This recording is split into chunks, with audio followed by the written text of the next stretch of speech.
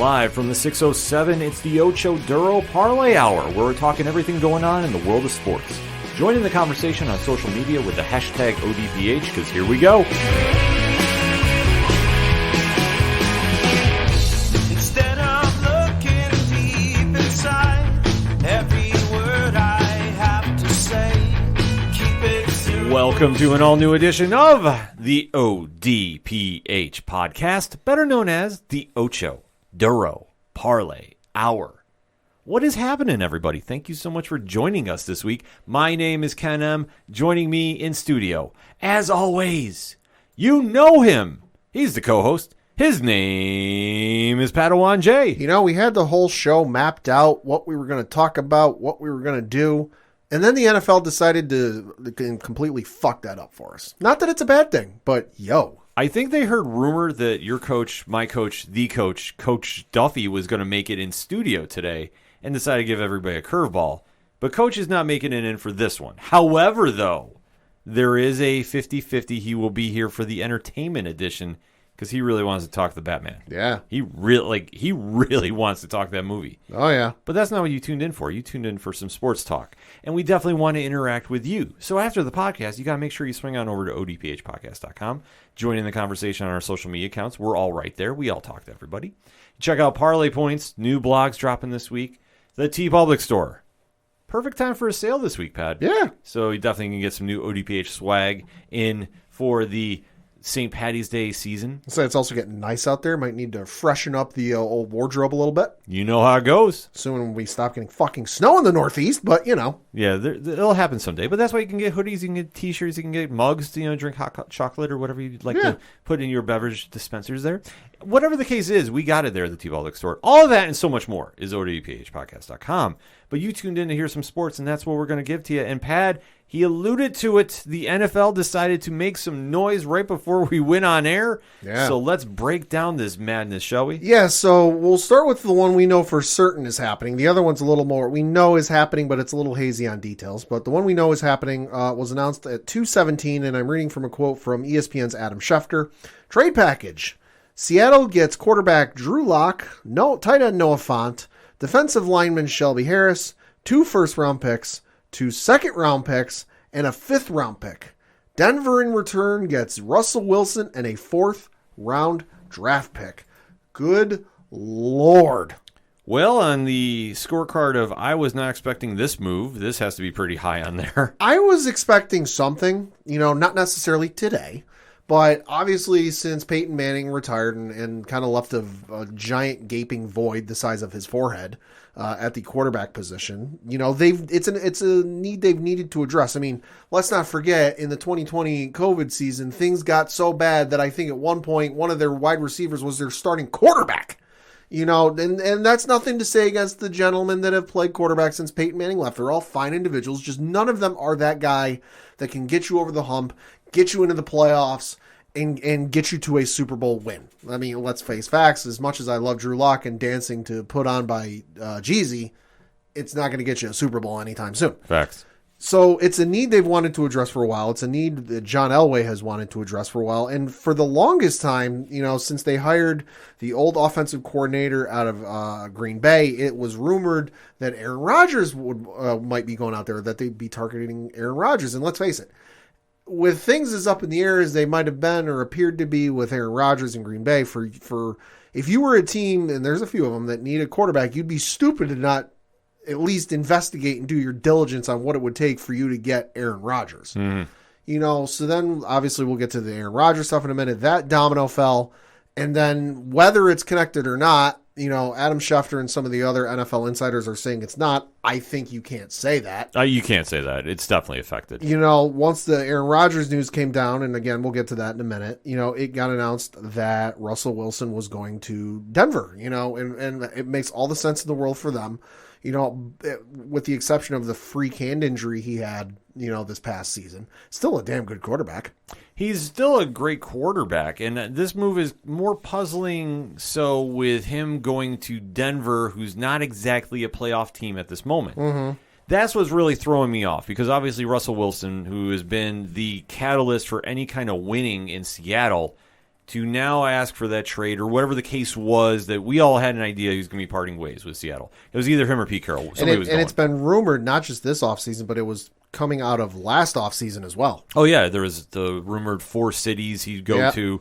And it was all really puzzling about what his end game was going to be. Yeah, because it was reported. I'm looking at his contract on Spotrac.com. He does have a full no trade clause, and I know Fox's Jake Laser did report that there was a list of teams, as you alluded to, that he would waive his no trade clause for, and Denver was one of them. But it's so weird to think that at this stage in his career that he'd want to go to, dare I say, a mirror image of what he had in Seattle? Kinda. I mean, you got Jerry Jeudy there, who's not a bad wide receiver. He's a decent, about the same offensive line, if we're being honest. Yeah, that's the whole point. If you're still having those same issues, why would you agree to go there? I mean, that's the thing about the NFL, is there's so much parity. Sure, could Denver bounce back this year? Yeah, absolutely. But as we're looking at that roster right now, I don't see how this is an upgrade for him personally. I think that if he had looked to a team, maybe a Pittsburgh, maybe a Denver like we've alluded to. Right. Or not Denver, I'm sorry, Tennessee instead of Denver, that's where it would have jumped in and maybe really kind of said something. Right. Well, I mean, I'm looking at the Denver Broncos depth chart as it is listed on ESPN.com. They've got Melvin Gordon III as they're listed as their starting running back. Jerry Jeudy is one of their wide receivers. They've also got Cortland Sutton, Tim Patrick as their other 2 wide receivers, and then they've got Albert OKWUEGBUNAM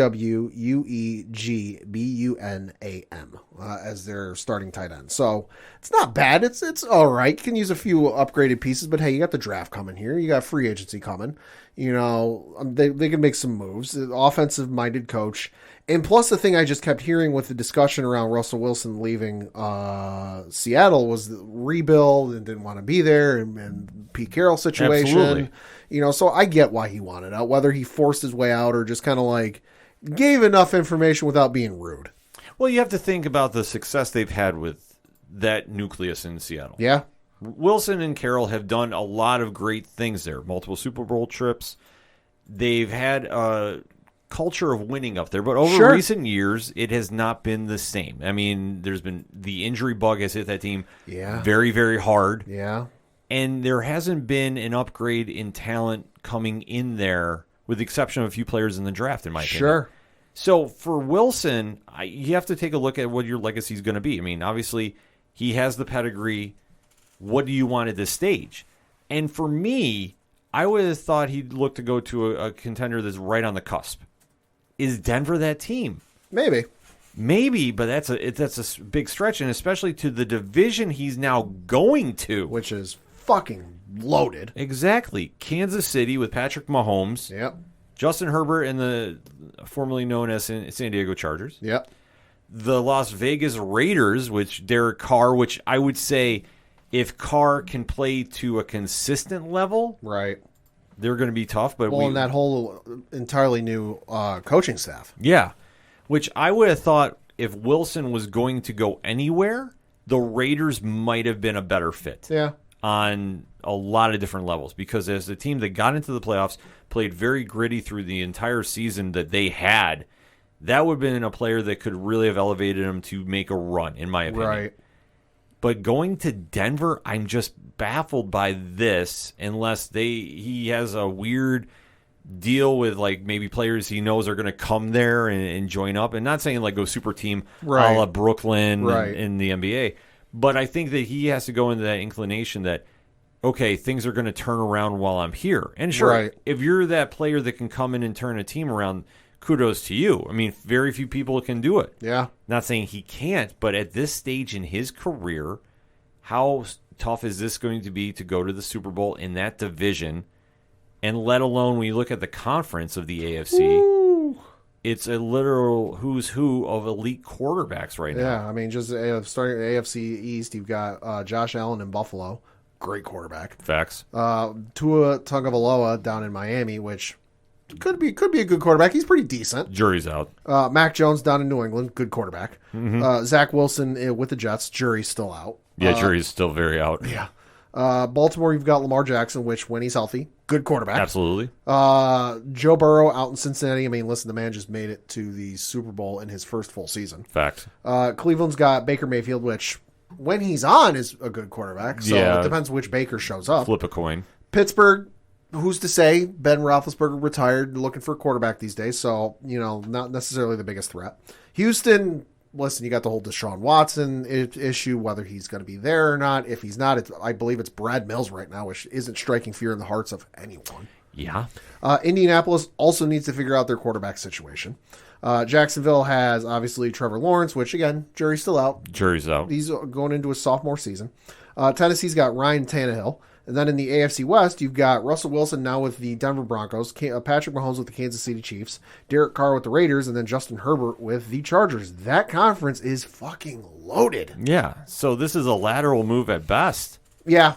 And it's just, like I say, I can't really stress enough how puzzling this is. Mm-hmm. I don't see how this is an upgrade at all. I think it is a lateral movement, but I think for Russ, it's a case of they have a slightly better chance to improve than Seattle does. I think Seattle isn't going to get much better this year. I'll give you that. He had to go. Let's not forget, Seattle, in acquiring Jamal Adams, gave up at least one, if not two, first-round draft picks.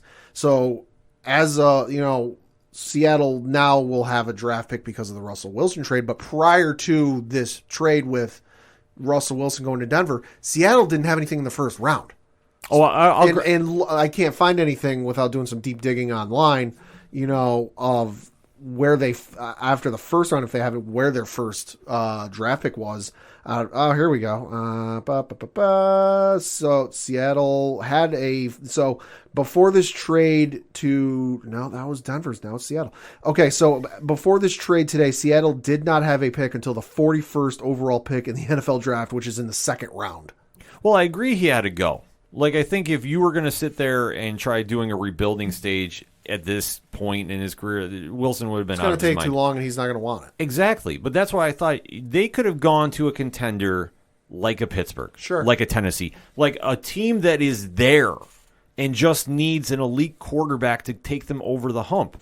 Well, and Pittsburgh might have wanted him, but just given the fact that Denver had to give up 1, 2, 3 players, 2 first-round picks, 2 second-round picks, and a 5th-round pick. So altogether, that's 1, 2, 3, 4, 5, 6, 7, 8 pieces to get this. That just might have, I guarantee you, Pittsburgh made the call, but once they heard kind of like the baseline package, they're like, oh, shit, that's too high for us. Oh, it's absolutely way too high. Like, Seattle made out the best out of everybody here. Oh, yeah, Seattle fleeced them. Absolutely. And that's what you should do when you have an elite quarterback if you're going to move them. And getting the best deal from Denver, I'm just surprised that he waived his clause to go there. Nothing against the fans of Denver, but let's face it, if you're talking about teams ready to go, Denver's not on that list. I wouldn't pen them in to make the playoffs, but I wouldn't be surprised if they made it. Oh, I wouldn't either, but because let's not forget, obviously Denver had their start where they started really hot, but then you look at the teams they played, and okay. But that was with substandard offense, and basically Von Miller was the only good thing on that team. Mm. Put in Russell Wilson, and if history repeats itself, and you have Kansas City off to another slow start at the start of the year, I don't think Kansas City can make a run and come back like they did this year if you've got Russell Wilson there in Denver and they're playing better. If the Chargers play better, if the Raiders play better, all of a sudden with the level of ability upgraded in that division, it becomes a lot harder for Kansas City to make the run like they did this past season. Oh, I'll grant you that. I will fully grant you that. I mean, Kansas City took advantage of a very inconsistent Chargers team. Oh, absolutely. Which has been well documented on this show. Yeah. The team that should have ran all through them and struggled this year was the Raiders, but still the Raiders are a playoff team. We can't take anything away from that. You had the Broncos start off 3-0, but then they fell off a cliff. Right, but who were they facing, though, to start 3-0? I mean, that's the key point. When they were 3-0, the teams they'd faced were combined 0-9. Exactly. So you can't judge that and say, like, okay, this team was ready to go. I mean, that's the one thing about it is Denver is just not there. Well, I can report now because it just came across my phone. The Washington Commanders made an offer for Russ. Oh, they're offering everybody, though, to get somebody there. Because according to 106.7 The Fan, which I believe is one of the main radio stations down there in Washington, according to 106.7 The Fan, they were ready to exchange 3 first-round picks for Russell Wilson. Oh, my Lord have mercy. Well, when you can try getting an elite quarterback that is ready to go, and Seattle was listening, it's the smart play. Also, per John Keim of ESPN, the Commanders also asked Seattle if they wanted a current player to be included, but never received a counteroffer. Interesting. It's very interesting. But yeah. This move is one that is definitely sending some shockwaves through the NFL. Yeah. Seattle, I think, came out the big winner, to be determined for Denver and Russell Wilson, respectively. I mean, Seattle came out the winner in that you got 8 players for 1 and a draft pick, which you can easily flip some of those for more draft picks. So Seattle's going to be sitting on a boatload of draft picks before it's all said and done. But whether they won or not, to be determined. I think on paper right now they did win because they can go out and get somebody like a Mitchell Trubisky to be just kind of the bridge gap till you go get their quarterback of the future. So, like, they can go get some players right now, but they have enough picks that they can start that rebuilding now. So then next season, they can really start coming back to that winning ways of Pete Carroll if he's still there or whoever the new coach is going to be. Because you don't know what Pete's going to do at this stage either. So. Right, well, and it's great for Denver because you've now got a proven quarterback who can win you games. And also, there's talk that Von Miller might be coming back to Denver because Von Miller is a free agent and has been alluding to, do you think they'll let me keep my old locker and my old number? Yeah, so it's going to be an interesting thing to see how it all goes. But if Denver can get some pieces together, sure, they might be able to make a run now. But you have to think with Russell, that window is going to be closing because of where you ended up. Right, and I'm looking at a list of free agents on Spotrac.com. For these are some possible guys, Seattle or hell, anyone that needs a quarterback could get. Ryan Fitzmagic, might. Andy Dalton, Cam Newton, Tyrod Taylor, Jameis Winston, Jacoby Brissett, Teddy Bridgewater, Marcus Mariota, Joe Flacco, Mitchell Trubisky. Blaine Gabbert's listed here, Chad Henne, Mike Glennon, AJ McCarron, Geno Smith, Colt McCoy. God, Chase Daniel's still in the league. Brian Hoyer. So, I mean, there's some names there, but it's not anything like, yep, this is the guy. He's going to get us over the hump and get us over that hill to the promised land. They're all filler guys until the next draft class, which, hey, it's a pretty decent draft class coming. Yeah, not this one, but the next one coming, is going to be very, very loaded with quarterbacks. Right.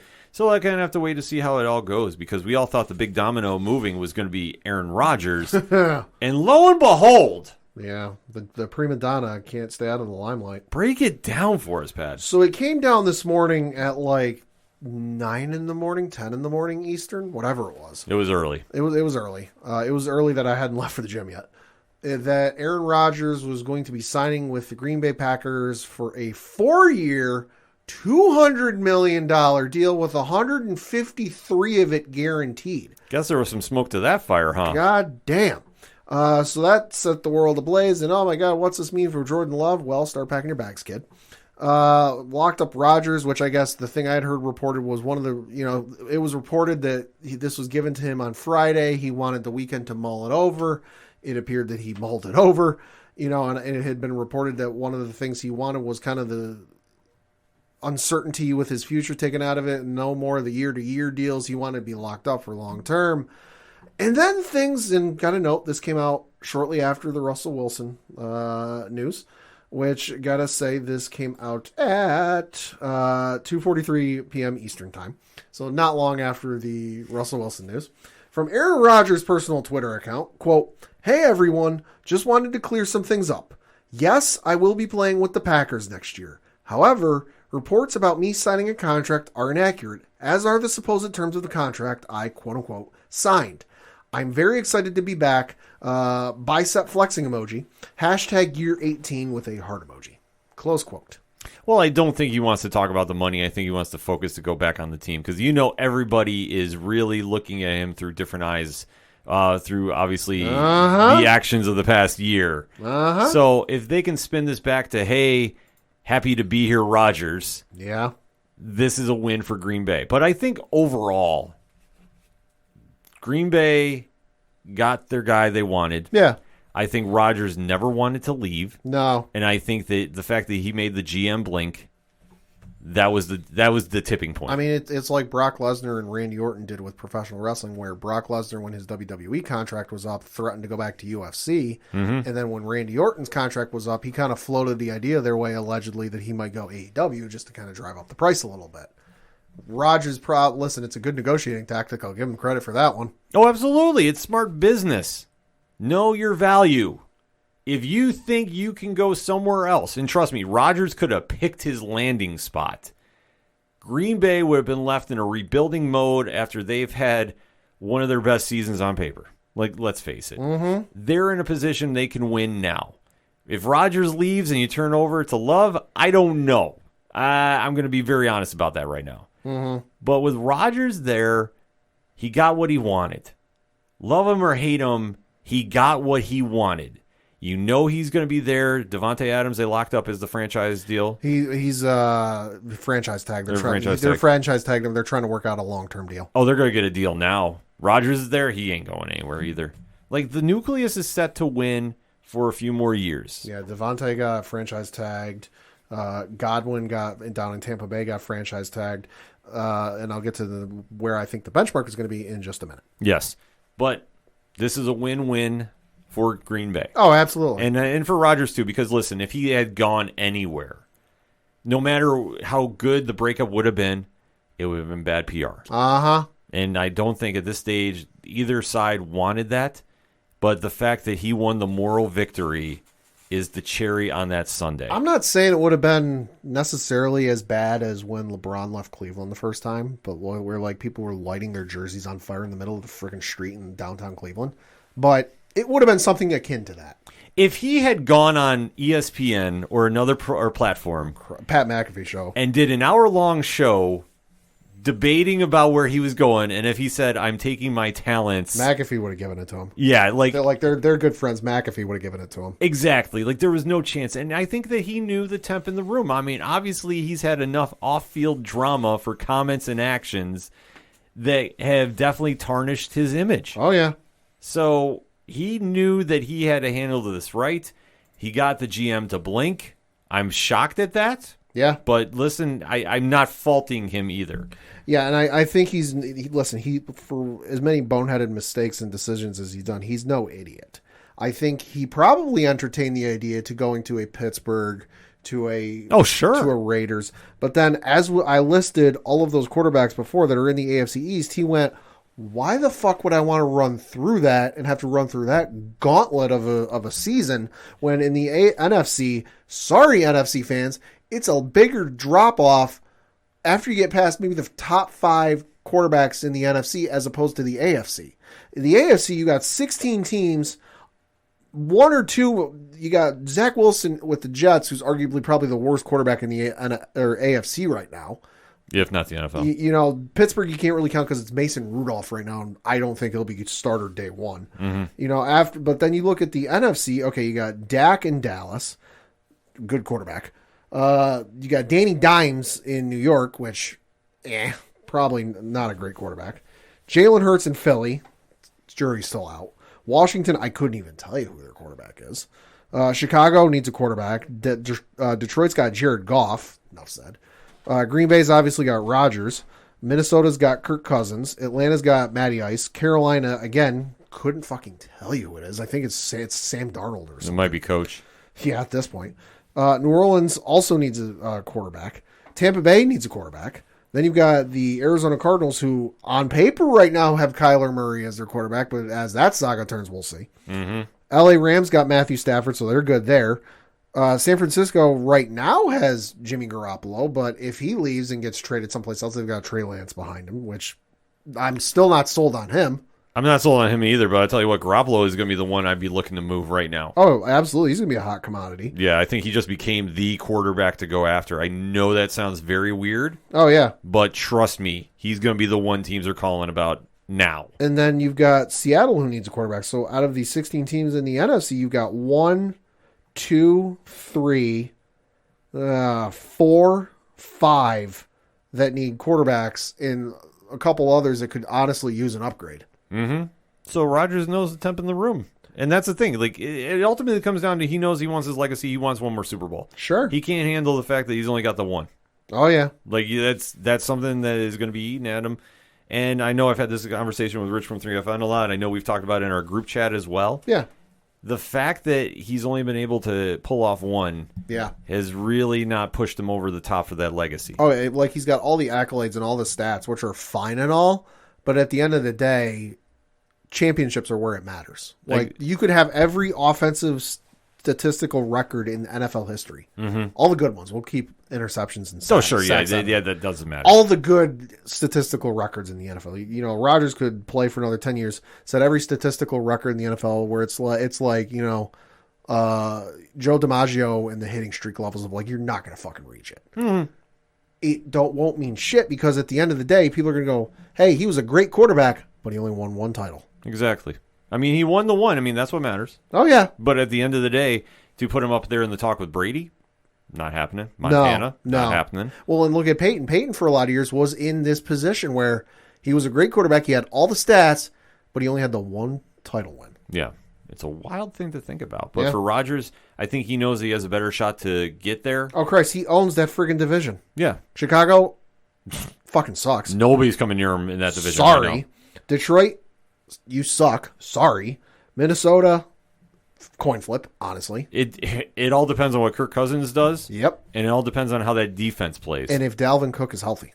Yeah, I mean, they on paper should be contending. I'm not saying winning, but they should be contending. You got Thielen at wide receiver. You got Dalvin Cook as your running back. Jefferson a wide receiver, too. Jefferson's another wide receiver. So they've got the offensive pieces there, but you need a decent defense, and you need Cousins to play halfway decent, which, let's face it, he doesn't do every week. No. And that's the problem they have in Minnesota. But that's what happens when you go all in with a $90 million guaranteed contract. When was the last time Minnesota had a halfway decent quarterback? Dante Culpepper? That's a great question. I know we'll get an angry tweet from some guy, Galore JR. Probably. But, I mean, you have to kind of think about that for what they've had in Minnesota, I mean, like you said, Culpepper is probably most consistent. I mean, Favre for his cup of coffee there. Favre, yeah, but that was like a year. Yeah, like I said, it was a cup of coffee. So it doesn't really matter on that stage. And that's what Rodgers knows. He can win easily there. He's going to get to the playoffs, barring any injuries or anything freakish. Barring he doesn't run into San Francisco. Yeah, exactly. Like, if he can avoid them, I tell you what, I wouldn't doubt him getting back there. But can he beat the elite from the AFC? Now, that is the real question. That's what I say. On paper right now, no, but you don't know until he gets there. And that's the question that at least they can think about when the time comes. Because right now, they locked up who they needed to, and he won the moral battle against the front office. Yeah. Wow. Yeah. Wow. Yeah. But there's another signing that I know you want to talk about. Yeah, so as we mentioned, Devante Adams and Chris Godwin both were franchise tagged by their respective teams. And I know in both instances I was reading today, they franchise tagged them so that they could work out a long-term deal, for down the road, next couple months. Well, I think your benchmark's going to be here because the LA Chargers and Mike Williams agreed to a 3-year, $60 million deal. It includes $40 million of it guaranteed and $28 million in year one. What? 3 years, $60 million, 40 of it guaranteed. I mean, you want to know your benchmark for Godwin and Devante Adams, who I would argue are better than Mike Williams? There's your benchmark. No, you know what I'm cringing about now? When the Bills got to rework Stephon Diggs' deal. Hey. I'm just saying that, okay, not saying Mike Williams is not a good wide receiver, but that is a lot of money. Well, yeah, it is. Well, he is coming off his best season in his 5-year career. He set career highs with 76 catches, 1,146 yards, and 9 touchdown receptions. Yeah, I mean, he played a full year healthy for the most part. I think maybe he might have missed one game. But I know he's had injury issues before. But that is a lot of money for a guy that, I mean, is Keenan Allen still their number one? Not with that kind of money. That's what I was going to say. Like, you're throwing $60 million at a guy, that's your number one. Oh, my God. I'm just thinking for, like, the wide receivers in the league right now have to be salivating. Because when their contracts are up, you're right, Pat, that's the benchmark. And if I'm like a Stephon Diggs, who I think is going to stay in Buffalo, but he'll take a friendly deal.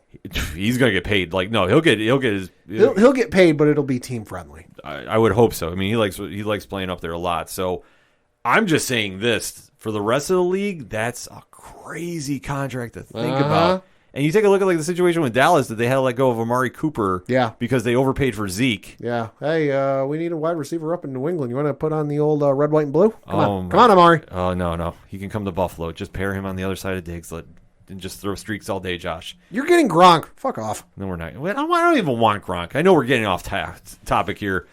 Gronk, no, I don't want him at this stage. I'm sorry. Like, I understand he wants to come back because he's from upstate New York, but like, no. Hey, you could give an arm and a leg for McCaffrey because Panthers are listening to offers on him. Well, that's the one thing about free agency, that you're seeing the wild deals happen right now. And, of course, everybody's listening to everything concerning. Well, and you can't take teams at what they say at face value because during the NFL Combine this past weekend, the general manager of the Seattle Seahawks was asked, are you going to be trading Russell Wilson? Because, like I said, it's been rumored last offseason and this offseason. And he said, quote, we're not listening to trade offers for Russell Wilson. I didn't see video, but I'm willing to bet there might have been a wink in there. Well, that's the whole thing. Nobody's going to tip their hands too much because then if they do, you know how fast word goes around that league. Oh, yeah. And if anybody slipped up and said, okay, Seattle is going to trade Russell Wilson, you know the Combine would have been a buzz. And people have been lining up moves left and right, doing like a big domino effect. Listen, the only thing about that Combine that mattered was that D lineman who ran a faster 40 than Baker Mayfield and Jameis Winston. That is the scariest thing. At 360 pounds? Yeah. Yeah. I don't even want to wrap my head around it. I'm just hoping he plays for the Bills somehow, some way. I showed the video to a buddy of mine who's a Cleveland Browns fan because I was like, hey, he ran a faster 40 than your quarterback. He goes, holy shit. I go, yeah, you realize if this guy ends up in the AFC North, your quarterback is fucked? Because he can run faster than your quarterback. Well, that's the one thing now that people got to really realize with free agency. I mean, this is one great thing about this time of year for the NFL. Obviously, Super Bowl is over. Yeah. We're getting back to business. We know next week is when you can officially start signing free agents. Yep. The Combine just happened. Now teams are kind of seeing how everything's shaking up, and especially with these franchise tag deals getting done and the moves that are going to be official next week, this is where business really starts picking up. And as a GM, you really got to line up your players right. Oh, yeah, and there's a lot of names that didn't get free agents tagged. I know J.C. Jackson of the Patriots didn't get franchise tagged, and also Chandler Jones of the Arizona Cardinals didn't get franchise tagged. So there's going to be some big-name free agents. Absolutely, and we'll definitely be talking about that more next week. But for what we saw this week, in 24 hours, the NFL landscape did shift. Oh, yeah. Quite vastly, I have to say, because for Russell Wilson now to come to the AFC, that's a big move. Aaron Rodgers staying in the NFC, a very big move. And then the wide receiver franchise tag of Mike Williams. Like I said, nothing against him. I like him as a wide receiver. Yeah, he's decent. But my God, man, that money is crazy. Oh, yeah. Oh, ODPH Society. Let's have a chat about this, shall we? Your thoughts on Russell Wilson, your thoughts on Aaron Rodgers, and your thoughts on Mike Williams' deal. I definitely want to talk about this, especially to our Dallas Cowboy fans, because Amari Cooper couldn't get signed for that, but Mike Williams did. Just throwing that out there. So let us know on that social media accounts. Hit us up on that hashtag ODPHpod. We're going to take a quick break. We'll be right back. Do not adjust your dial, or well, your phone, your watch, or whatever the heck you're using to listen to the awesome podcast you're currently listening to. I am the Duke of Nerds, Tyler Mack, and I am here to tell you that being a nerd can be a bit overwhelming, especially after 30. Life moves pretty fast in our nerd culture, and if you don't take the time to notice things, you miss out. That's why I'm here. As your Duke of Nerds, I am charged with educating, enlightening, and entertaining you on all things nerdy. I do it by running the 30 to Nerdy podcast. 30 to Nerdy is a Badcast company production and currently playing wherever you cast your pod. Follow along each episode using the hashtag 30andNerdyPod. And check out what all is going on at 30andNerdyPodcast.com. Whether it's DC, Marvel, comics, or video games, I have got you covered. So tune in now. Cheers to you, nerds.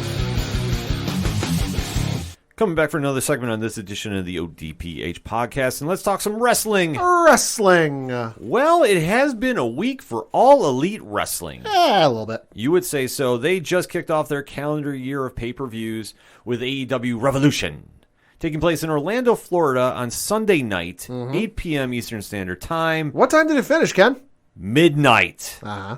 Plus an hour-long pre-show beforehand. Oh, that's like some of the older manias. I know. Like, we all had a unique point of view concerning that. I know Rich from 3FN was over here for the watch party. Lincoln, a good friend of ours, was here as well. And Crazy Curtis Gaming. Yeah. So shout out to him as well. We're all in attendance for the watch. And the dog himself. Hey. I forgot. The dog came through for this. Because the dog likes to make an appearance for AEW. So Had to sit in the VIP section. Of course. Except when he's getting food. Sure. Because we all had to be in attendance for what people online were allegedly touting as the greatest card ever made. 1 million buys. Yeah, I'm waiting to see that number. But we have to break down the action that happened there. I know, Pad, you did not watch. I was comfortably in bed before this shit was over. Yes. I went to, because I had to work the next morning. So about 11:15, I'm like, I was, because I've been playing Horizon Forbidden West, loving it. Finished. I was like, all right, gotta go to bed, gotta get up, gotta get up tomorrow morning.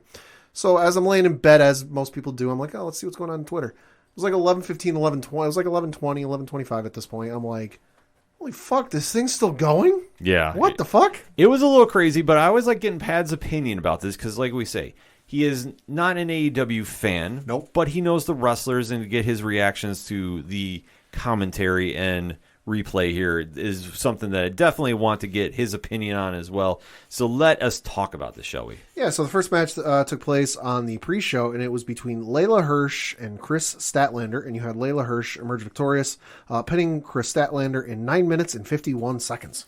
This match was not bad. They've been slowly putting this feud together on Dynamite and little video segments and online and such.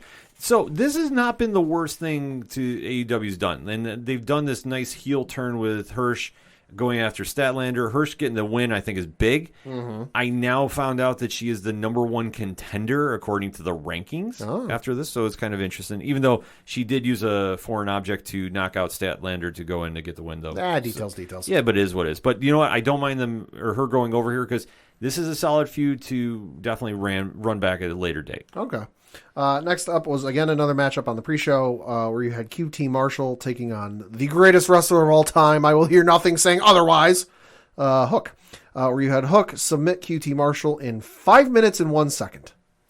Pat, what's your feelings on Hook? Yeah. Okay, so I don't get the hype on and all. Like, I get he's the son of Taz. Yeah. Like, fine, okay.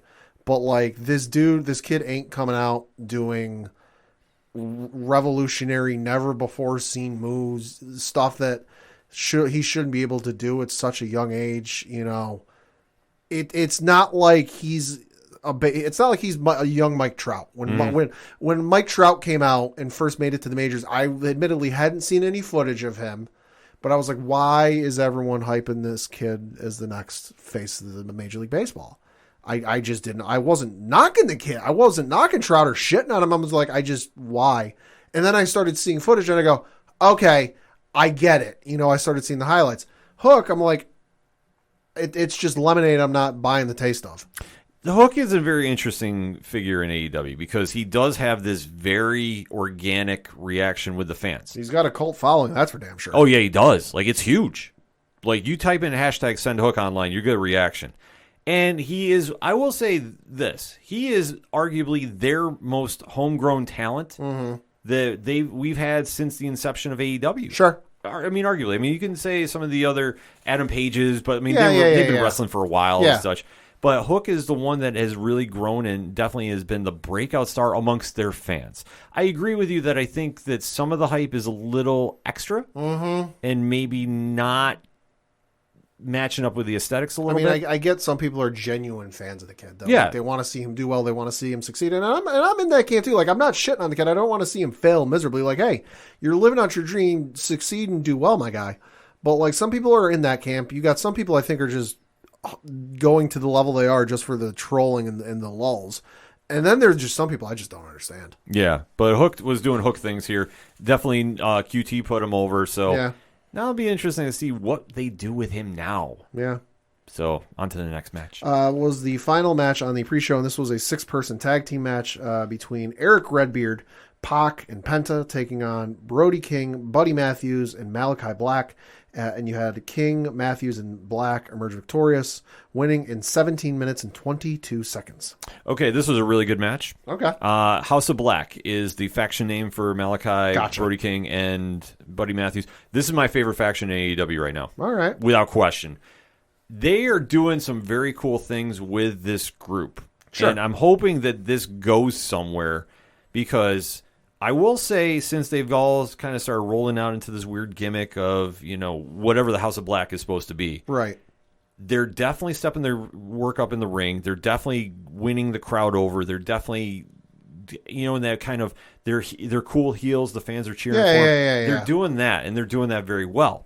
On the flip side with this, Death Triangle Plus, because that's how I referred to the team, because, Eric Redbeard, who just got signed. Right. It's the former Rowan. Yeah, Rowan, yeah. Just got thrown in this match. Right. Even though he had great chemistry with Brody King. I will say this. This was a fun match between them. I don't understand the whole deal with Penta's new gimmick and, the whole entrance. It's just not doing anything for me. I was super excited to see these guys win, and I'm just kind of curious of where we're going from here. I know there's talk of a trios title. Sure. They got to be in the mix for it. They have to be. Yeah, I don't, like I've said before, I didn't care for Malachi Black, Aleister Black, when he was on WWE. I don't care for him now. I will say, though, the team that lost with Redbeard, Pac, and Penta, that team intrigues me because that is an eclectic group of folks that you wouldn't think mesh together or would work together, and it intrigues me. Yeah, they definitely had good chemistry. Especially Redbeard got thrown in there late. Right, he got put in on Friday night. Right, I was saying, because didn't he show up on Wednesday or Friday or some shit? Yeah, it was Friday during Rampage. Yeah. So, and it's just kind of weird how this group is working. And I will say this. If we're going to run this match back, I need Ray Phoenix versus Buddy Matthews. I need that this year at some stage. Yeah, that would be good.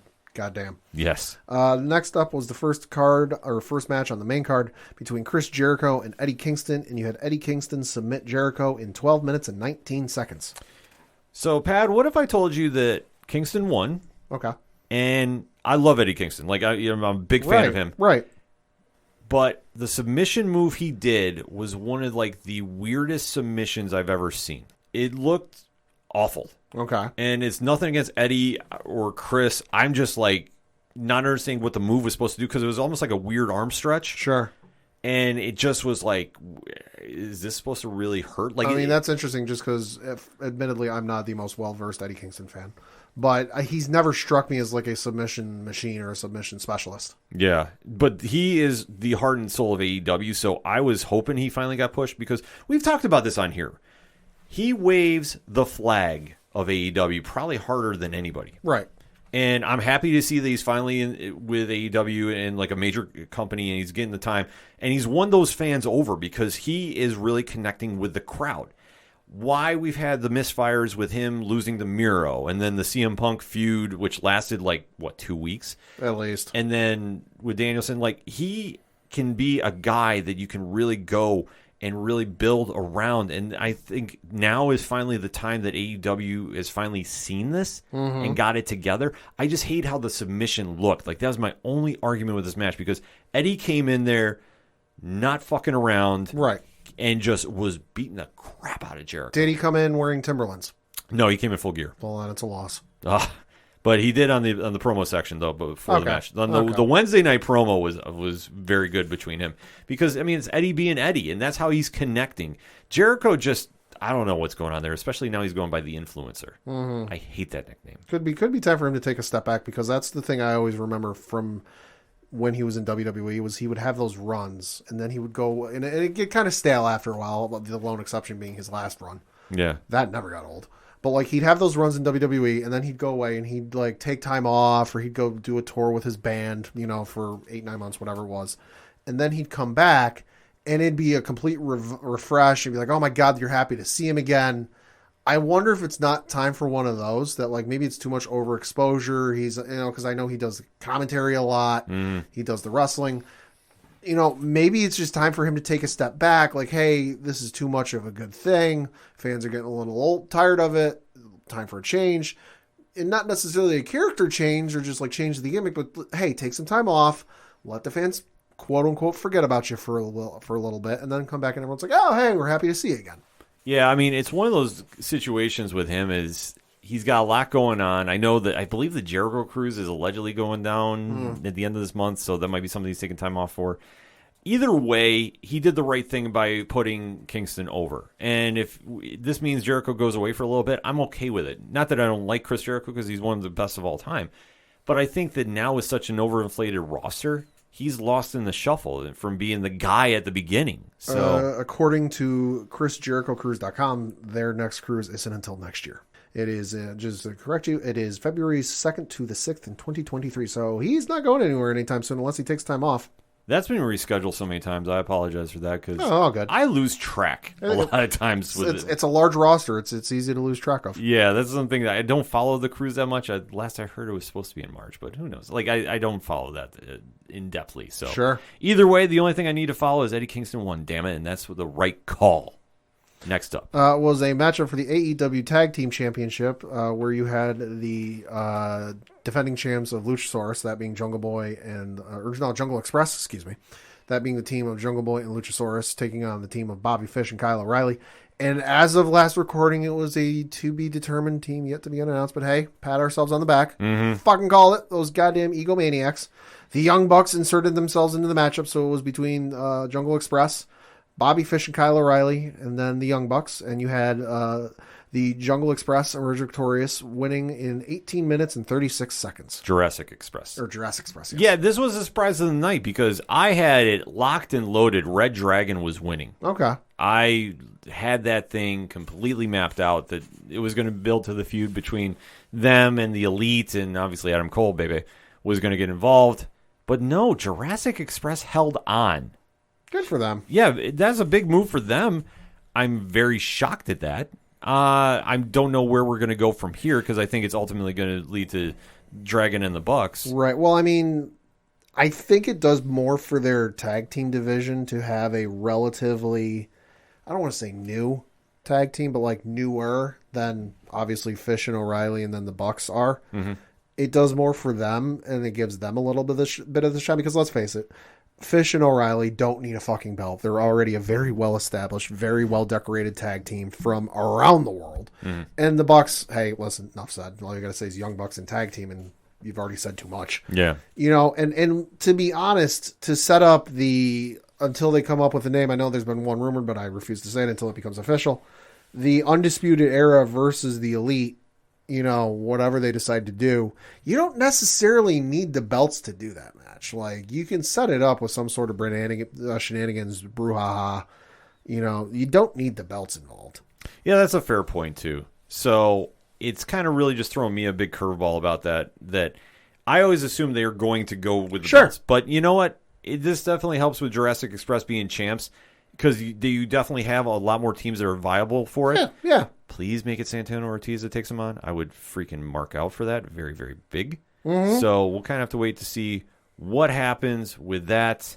And the other thing I'm thinking about it now too is with the belts staying on the current champs and not going to Undisputed Era or the Young Bucks. Let's face it, if that match does happen, that's going to be 3-4 matches. That's going to be a couple of months. You're not tying up that tag team belt with those two groups just going at each other for the next couple of months. And you can still do some great tag team matchups on AEW and on Dynamite and on Rampage and on pay-per-views. So I think it's good for the belt overall that you're not tying it up in a faction feud. Definitely. Next up was a 6-way ladder match, and I believe this was the match, because ProFightDB.com did not list this stipulation. I believe this was the winner gets a future shot at the AEW Championship, if I'm not mistaken. TNT title. Oh, TNT title.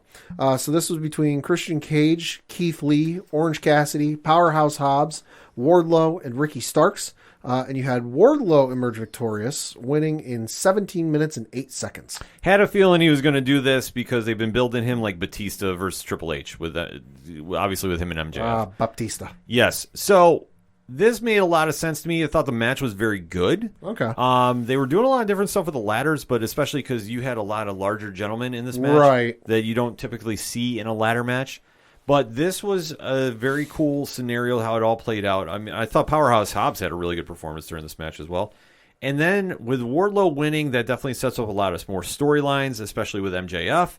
And now where he's going to go from here, we do know that the title match has already been set. Okay. For 2 weeks from now, I believe, on AEW Dynamite. Makes sense. Well, they like to do this with the whole capturing of a ring, Yeah. like ladder match that they do. They always announce when. They don't do it like a Money in the Bank. Which I kind of like. I like the Money in the Bank, like mystery and surprise of it. Yeah, well, that's what they just come out right after, like, okay, it's going to be 2 weeks. Here we go. Boom. So it's interesting to see how this all plays out. But I thought they made the right call. I know people are saying about Keith Lee should have won. I agree, but I also think that This is his first pay-per-view. it's his first pay-per-view, and I think coming in from just that big of a debut, it's tough. Like, I personally, I don't know if I would have put him in this match right away. Like, I would have had him maybe do another match, and then, because that's very tough. Your first debut, you're in this, and now you lose. Right. So it's Well, and hey, as it was pointed out on Reddit today, I can't take credit for this, but every champion on AEW right now is a homegrown talent. yeah. And listen, I'm not the biggest AEW guy, but I like that just because, let's face it, the optics are what they are. You have been signing, and by you I mean Tony Khan and AEW, not you, the listener. Yeah. The Tony Khan and the powers that be have been signing a lot of former WWE guys, whether they were immediately and just recently in WWE or a couple years ago in WWE. They just signed 2 more. As we'll get to in a minute. Former NXT GM. I'm blanking on the name. William Regal. Thank you. William Regal, and then Swerve. Yeah. On top of everybody else they signed, the optics are what they are, that they've been signing a lot of WWE guys that they're almost like they're poaching WWE or some nonsense. So the fact that your homegrown talent are your champions, I like it. I do too. And like I said, Lee is going to get a belt there sooner than later. Oh, yeah. But I think that having him in this kind of match, I would have just rather had him face somebody else in a singles competition. Sure. Just because you want to keep him strong going in. Obviously, he had a great debut, and then this was technically his second match. Sure. Like, for me, I just would have booked it differently. But, like, mark my words, he's going to be a champ by the end of the year. Absolutely. I can't wait for that. Next up was for the Aew Tbs Championship, and you had Jade Cargill defending her belt against Ty Conti, and you had Cargill emerge victorious, winning by pinfall in 6 minutes and 50 seconds. Jade Cargill is obviously growing and being a better wrestler each and every time we see her. This match, they threw this together. So I was going to say, based off of the time it went, I'd say so, yeah. Yeah, I mean, there was really not a lot of build-up for this. I think it was like an interview segment, and then the online stuff between them has not been entertaining. Okay. Sorry, I'm just going to put that out there. But I thought that Jade did what Jade was going to do. Obviously, I believe that she is now 29-0. Oof. So it's going to be interesting to see who's going to step up to be a contender for her. I don't know necessarily how they're going to try to build this and if they're going to do a tournament, because I'll talk about this when we talk about the women's world title match.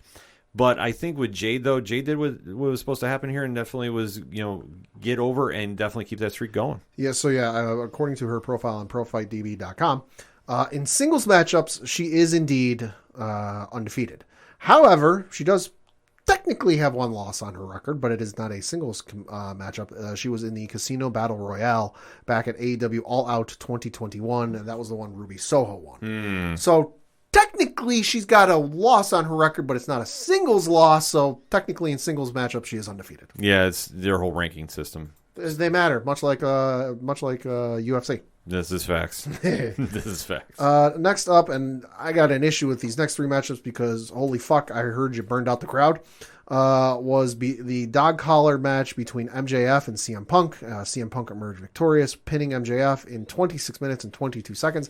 I know everyone lost their collective shit because he came out to his old ROH intro, ROH gear, which must have been cool for the ROH fans. But yeah, CM Punk emerged victorious. Yeah, this was definitely a moment. I know we were losing it down here at the watch party because when CM Punk came out to that music and everybody was waiting because MJF did a fake out, they did Cult of Personality and kicked in his music.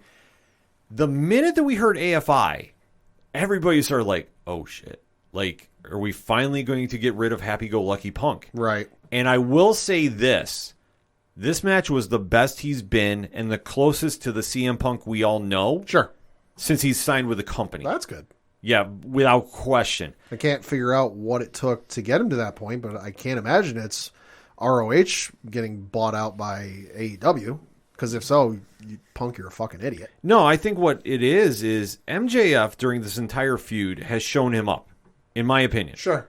On the microphone, he's absolutely killed him. Sure. There's no way anybody can say without a valid argument that Punk won that. Because I'm sorry, there's no valid argument to be had with that. MJF is absolutely torn into him. And this has been something that I think he now knows that somebody really brought out the best in him.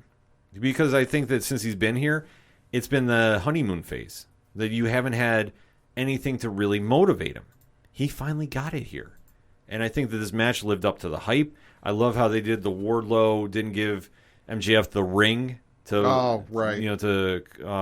use on Punk, but he gave it to Punk. I think that they did some very cool things with this match. I mean, for a dog collar match, it was brutal and it was violent and it was bloody. It's what it needed to be, and it told a good story. I wasn't mad that Punk won. Mm-hmm. And now, obviously, it's going to be sent up for MJF versus Wardlow.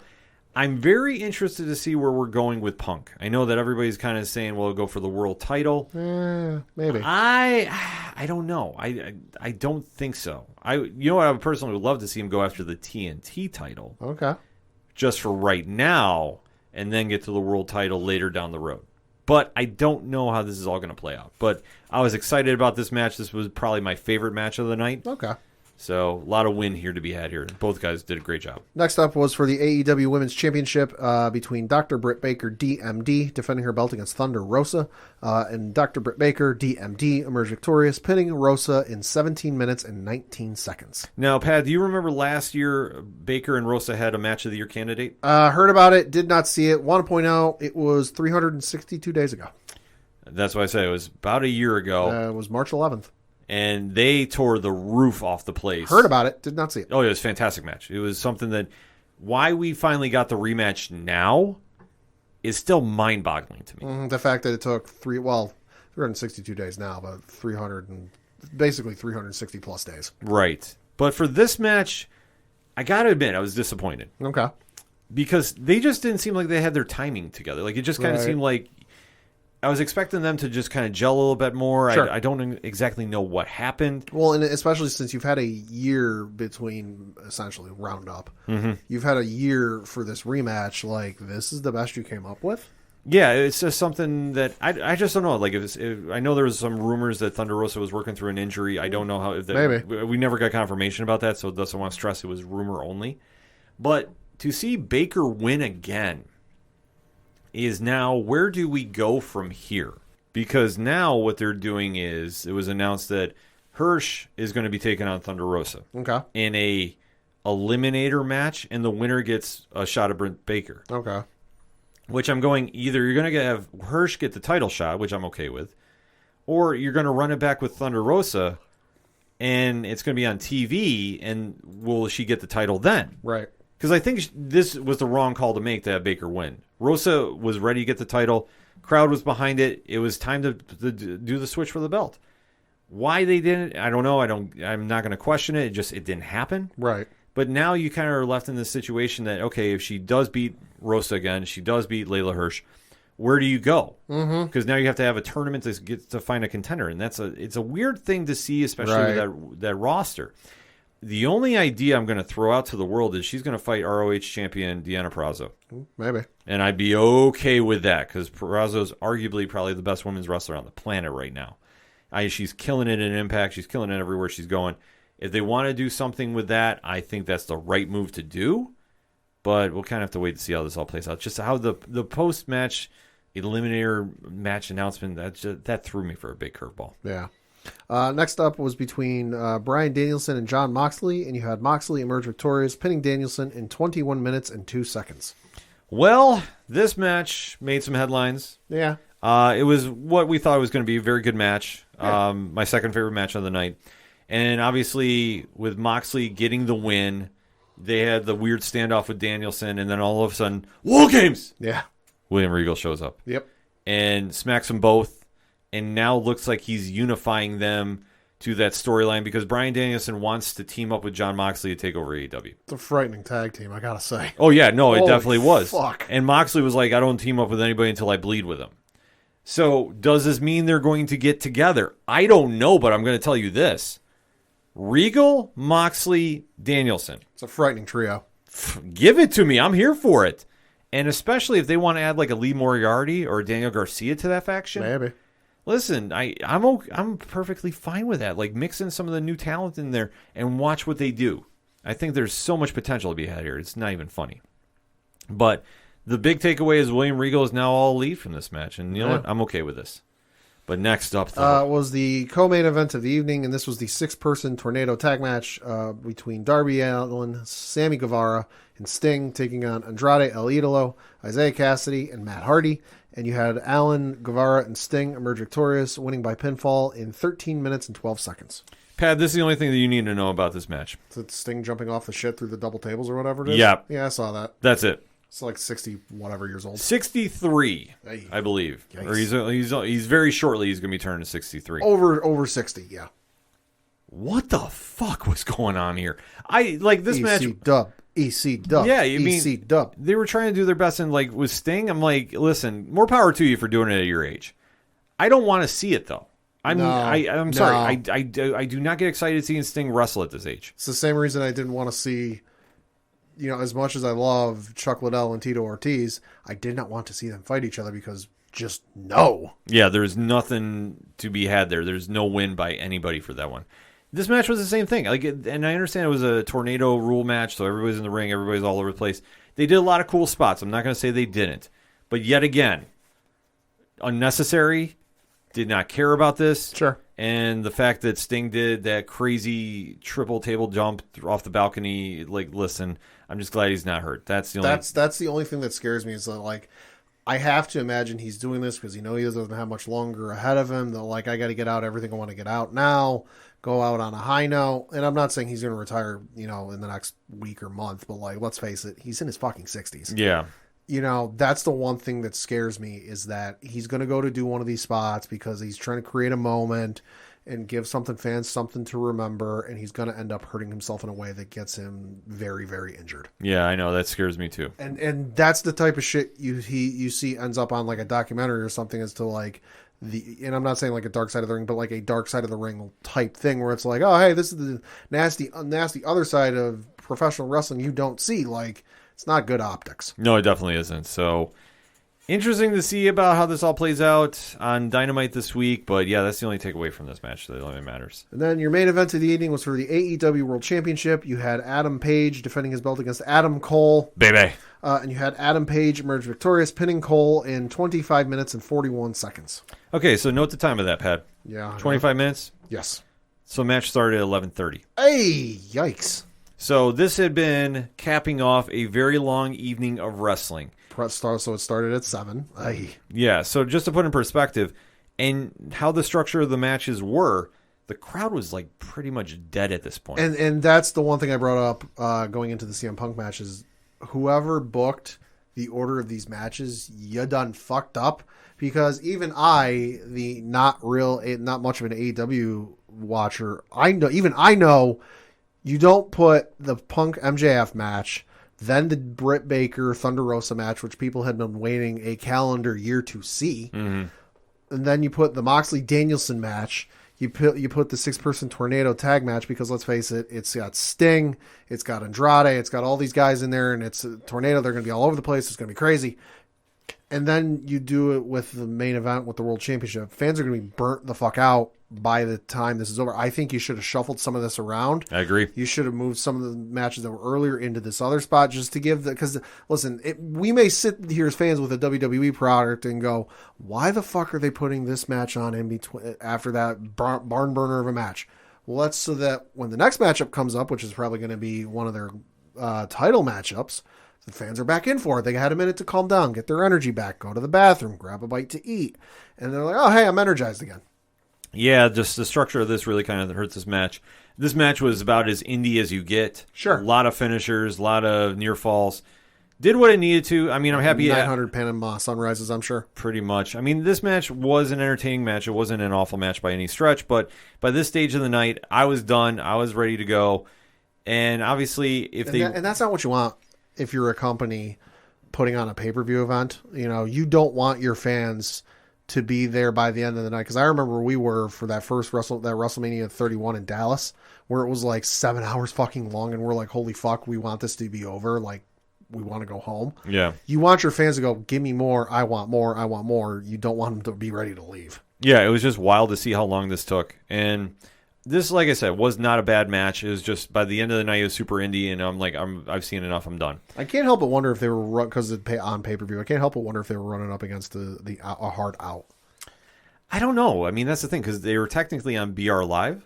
Right. I mean, that's the major one. I mean, the other pay-per-view companies involved, I don't know. Like, that's a great question. I just don't have a good answer for it. But Adam Page retained, fourth title defense he's done since he's won the belt 5 months ago.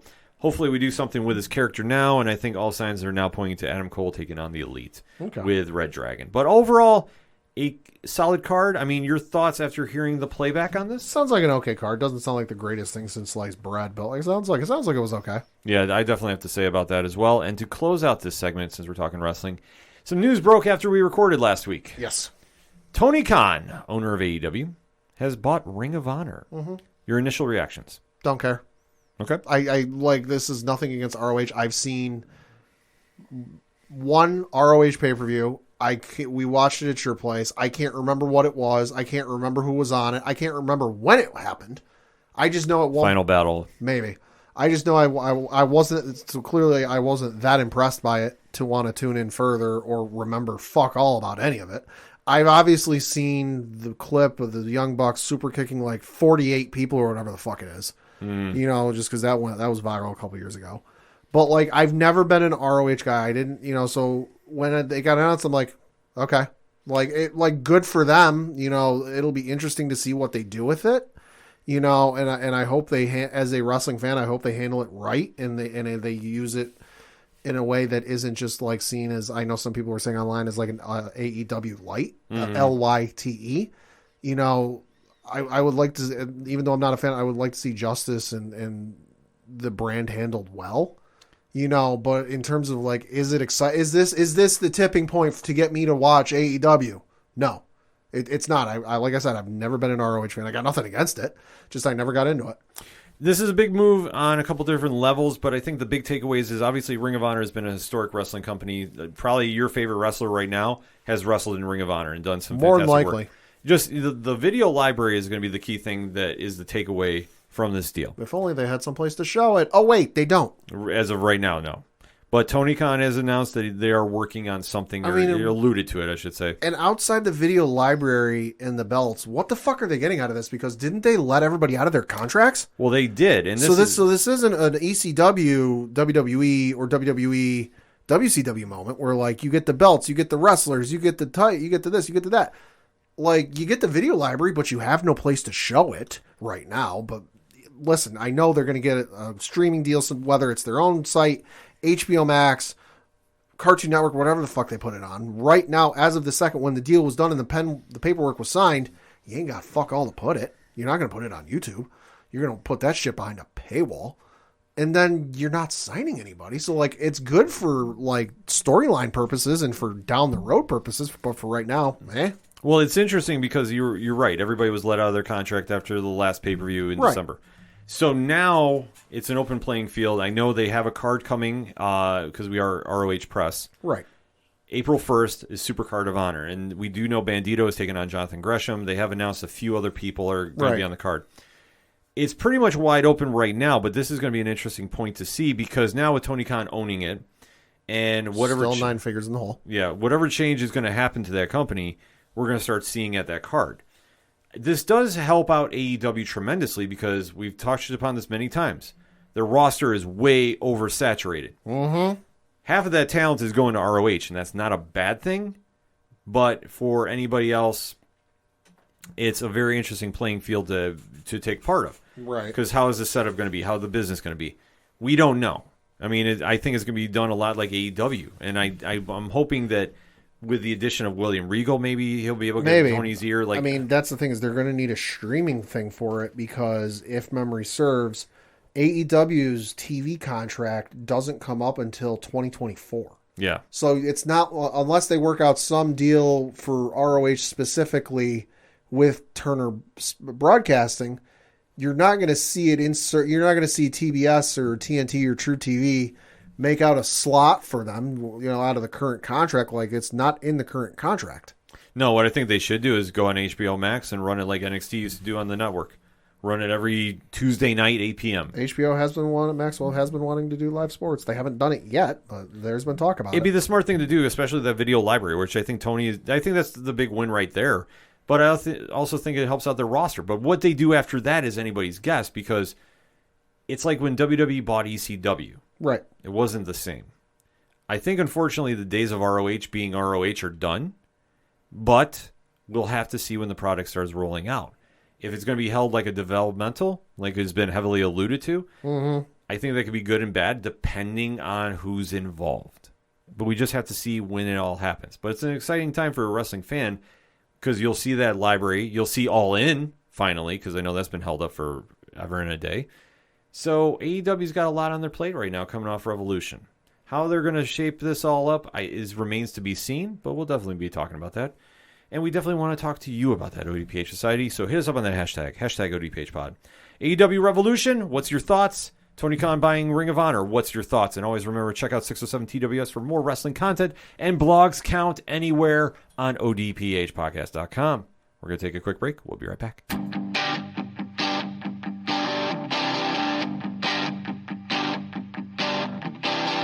This is Tom from Tom Joe Lou, This is Matt from Sidemen Sounds. and you're listening to ODPH Podcast. Wanna go where no one knows my name, to the desert, the oceans, or the plains. 'Cause I wanna Coming back for the final segment on this edition of the ODPH podcast. Pad, what you got? Got to talk a little bit of local minute. Looking at the standings for the Federal Hockey League, you've got the Watertown Wolves still in first place, a record of 31-9. They've out-clinched a playoff spot. Columbus is in second place with a record of 24-12. They have clinched a playoff spot. Danbury is in third place with a record of 28-15. They have clinched a playoff spot. And sitting in fourth place is your Binghamton Black Bears with a record of 24-17. And they also have clinched a playoff berth. Not sure what it means or what the playoff setup is like, but we will see that when it comes to. But hey, Binghamton is in the playoffs. Yep. Looking at their schedule from this past week, their game on Friday, March 4th, they played against the Watertown Wolves, where they lost by the final score of 6-5 in overtime. Came back Saturday, played the Wolves again. This was at home, where they won by the final score of 4-3, again in overtime. Sunday, they finished out their three-game series against the Watertown Wolves, winning by the final score of 4-2. Looking ahead to their schedule, they have this coming week, Friday, March 11th, they are on the road in Danbury playing the Hat Tricks. That is at 7 o'clock Eastern. Saturday, March 12th, 7 o'clock Eastern, they come back home to play the aforementioned Danbury Hat Tricks. And then they are off until the following week. So more tickets, information, and all that good stuff, BinghamtonBlackBears.com. Switching to my bases, got to talk a little bit of baseball because, as we mentioned last week and we got into, they do have the lockout still going on. That is still going on. Both sides have met. They've been trying to make compromises. I know one of the ones that has been made is that should they play this season, the playoff format would be the 12-team playoff rather than the 14 playoff team or 14-team playoff. So that's been agreed to. They're still going back and forth, but it was announced, or according to an article from Jeff Passan of ESPN.com, they are going to cancel another week of games if a deal is not reached by Tuesday night. So this article on ESPN.com reads, quote, Major League Baseball plans to cancel another week of regular season games if it can't agree to a new collective bargaining agreement with the MLB Players Association by Tuesday night, adding another layer of pressure onto already tense negotiations as the league's lockout nears its 100th day. Sources familiar with the situation told ESPN, close quote. So again, this is the owners being pretentious pricks, putting these deadlines on and these ridiculous submissions and offers where nothing has changed. and then the players say, no, we're not going to agree to something you haven't changed, and then that just makes the players look awful. So again, fuck the owners. Yep. There is some good coming out of both the Players Association and Major League Baseball itself. Again, from an article on ESPN.com, Major League Baseball launched a $1 million fund Tuesday to support spring training workers impacted by canceled games, matching the amount of the fund the Players Association announced last week. MLB said the money will be administered by teams to part-time and seasonal workers based on financial need. Eligible groups include concessionaries, grounds crew, security, clubhouse, and ballpark workers. So obviously, with this whole nonsense going on, the players are quote-unquote training, but they're doing it on their own at wherever they're held up for their headquarters for the lockout stuff. But there are no workers, and anyone who works as a seasonal worker at one of these spring training facilities is out of a job right now. So they're losing pay. But there is now $2 million set aside from both the Players Association and the owners to help out these affected players, to which I say, hey, good on you. At least you're doing something right there. I mean, obviously, the owners are doing bad. The players, it's a tough call. Yeah. Like I say, I just still can't fathom how baseball can find a way to screw this up. Yeah.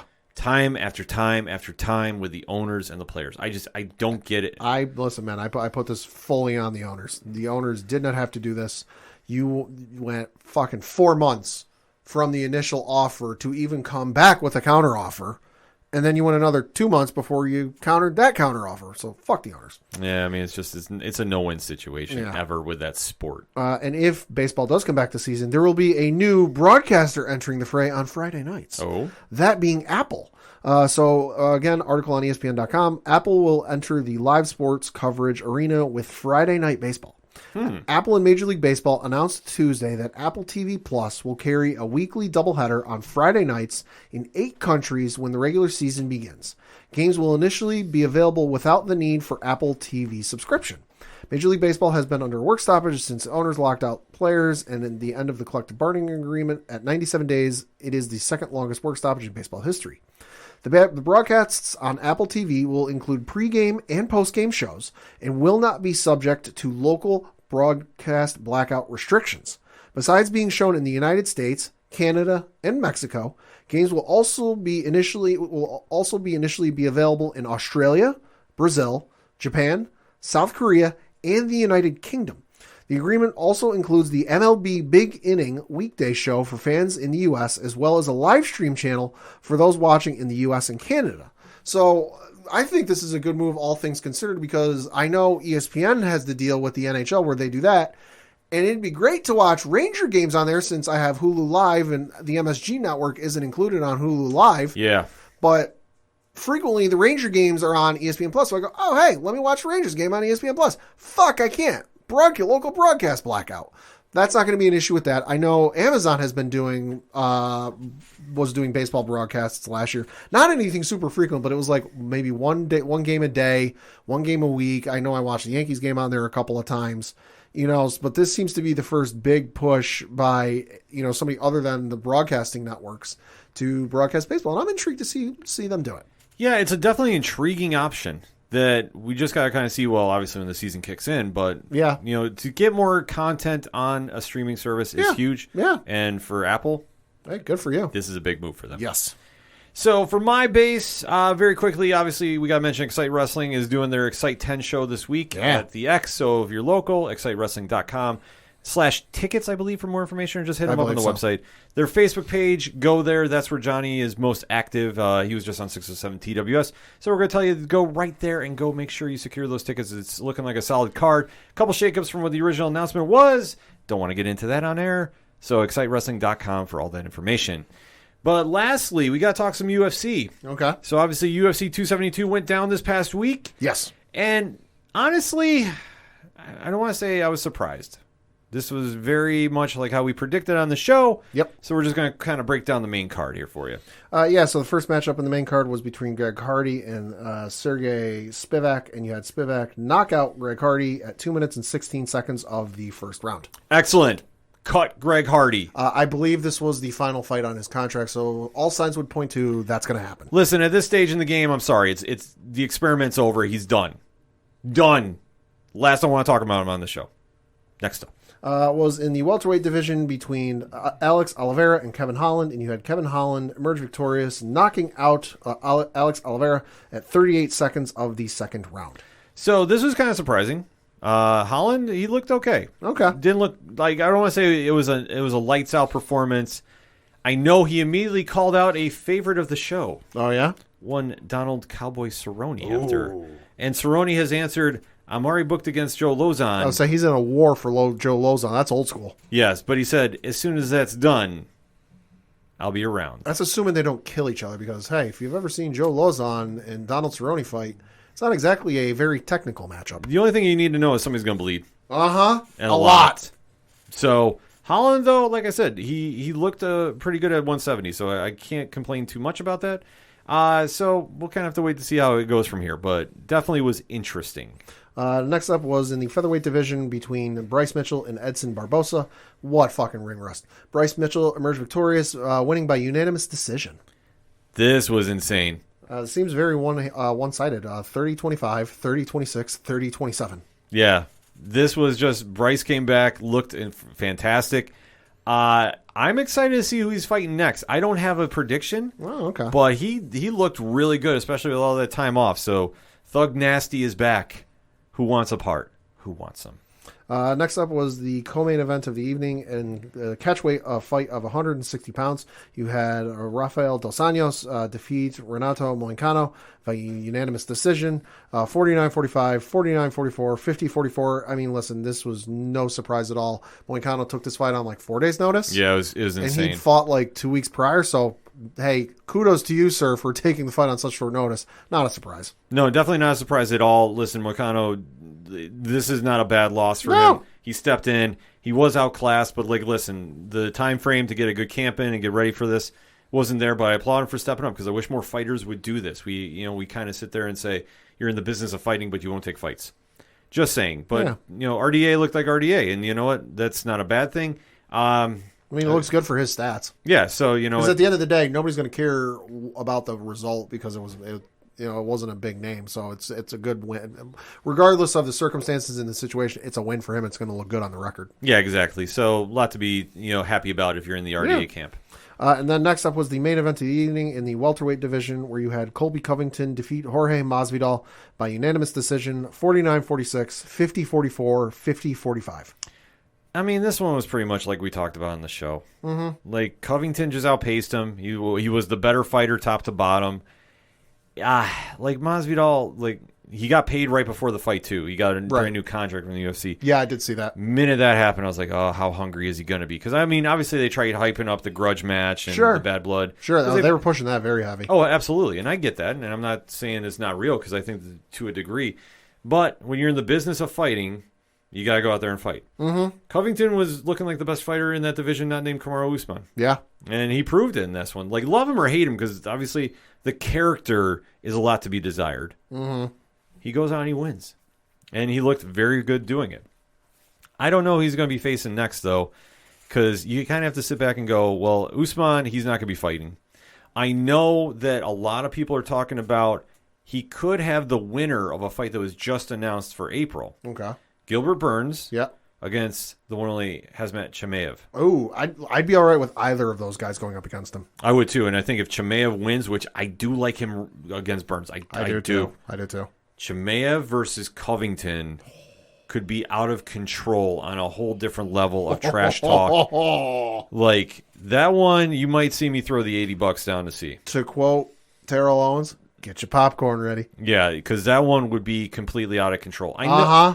I think that makes more sense than the Dustin Poirier fight. I understand trash talk and family members were brought in, so I understand that fight if it gets made. Poirier can call his own shot because he's one of the most sought-after fighters in the UFC right now. Mm-hmm. So I don't necessarily know how that shapes up. Yeah. I think, though, you're going to see the Chimaev fight more than you will the Poirier one. Yeah. Just because Poirier, like I said, can call his own shots. I know that he's been rumored to be fighting everybody from Conor to Nate Diaz to Masvidal himself. Even though for Masvidal, I think at this stage, you're going to be in big money fights, obviously out of contention in that division. That's not a slight to him at any way, shape, or form. But in this stage, there's only certain people you can go fight. The Conor McGregor idea has I'm been all for thrown that out. one. I think at this stage, both of them should go in there and do that. Yeah. The only other wild card you have is Nate Diaz. Yeah. Or Nick. Yeah. If you can get Nick to go in the cage. Triple threat. Oh, please give it to me.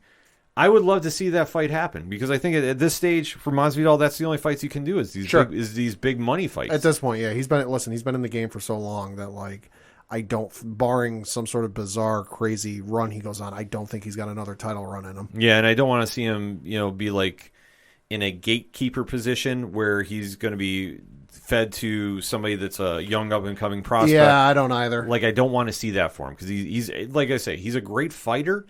But at this stage in the game, I mean, he's got a lot of tread on the tires. I think doing the big money fights is the only way he should be going and should looking at it, and the UFC would make a ton of bank off him too. So, absolutely. That's where I think they should go with it. But it was kind of like how we predicted, though, for UFC 272. It was also announced during the card that Khabib Nurmagomedov, the former UFC lightweight champion, is going to be the next inductee to the quote-unquote modern wing of the UFC Hall of Fame. Good. Makes perfect sense. Obviously, Khabib. Perfect run in the UFC, and retired as champ. I mean, what else can you say about it? No. Also, congratulations to MMA news. Congratulations to Ariel Helwani. Announced on Twitter today that he and his wife earned their U.S. citizenship. Oh, congratulations! That's awesome news. Ariel Helwani and his wife, now U.S. citizens. Congratulations to you, sir. Absolutely. I know that I've read and studied about the test to do that. Not exactly easy. No, it is definitely not. So obviously, kudos to him and his wife. I mean, that's awesome news to hear. Yeah. So, Pat, that being said, the music you heard on this edition of the ODPH is that of Brian Wolf. Now, we talked to Brian. Brian talks sports. He's got to be ecstatic about Aaron Rodgers. Can't wait to catch up with him. But, Pat, if I want to go talk to Brian, where do I go? ODPHpodcast.com. Right on. Swing it over to the music section. Check out everything going on with Brian. Everything going on with Second Suitor. I almost said Fair City Fire, but they're on hiatus right now. Right. Second Suitor, Tom Jolo, Yard Party, Floodlands. Shout out to Robots. All fantastic people. You should definitely go support. Go get their music because they're great. We highly endorse it here. Also, while you're at the website, check out the directory, which how many providers are we on now, Pat? 10,802. Correct. So if we're not on your favorite podcast player, let us know. We have links right there so you can listen to the show right there from your desktop, your phone, wherever you listen to podcasts from. We're there. Also, check out the classified section, which has friends of the show. Organizational links supporting Black Lives Matter. All the amazing pod groups we're in. And, of course, links to our good friends over at 8122 Productions. So if you want to get on their Patreon, boom, it's right there. If you want to talk to Horror Zone 607, which finally emerged from the dead because they've been on hiatus because I see what you did there. Because Mike C has not been in studio, but he finally graced us with his presence this past week. Episode's out right now. You can get the links right there. All that. The T Public Store. Sale is going on this week. What better time to go get some swag? There is none, is there? No. So you definitely want to go take advantage of the sale starting on Wednesday, going through the weekend. So you definitely want to take advantage. I believe the items are going to be up to 35% off because that's how it usually rolls with them. So you want to take advantage of it. That's what I'm telling you. Go get it right now. All of that, Parlay Points, new blogs dropping this week. So much more. That's why I say go to the website and find out for yourself. That's odphpodcast.com. That's all we got for this week. So for the one only Padawan J. Fuck the Astros and fuck Rob Manfred. I'm your host, Kenem. Thank you as always for listening to the ODPH podcast, better known as the Ocho Duro Parlay Hour. We'll see you next time.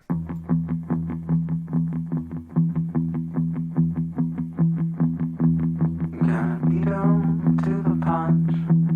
Gotta be down to the punch. 'Cause they can't bring me down if I'm already under the ground. I'm gonna try to make them laugh. I'm gonna try to make them laugh. 'Cause the laughing man's got nothing to say about me. They're judging only by what they can see. This behavior goes way back to ancient history. I hope one day I'll find a way to be free. I know I can't change them.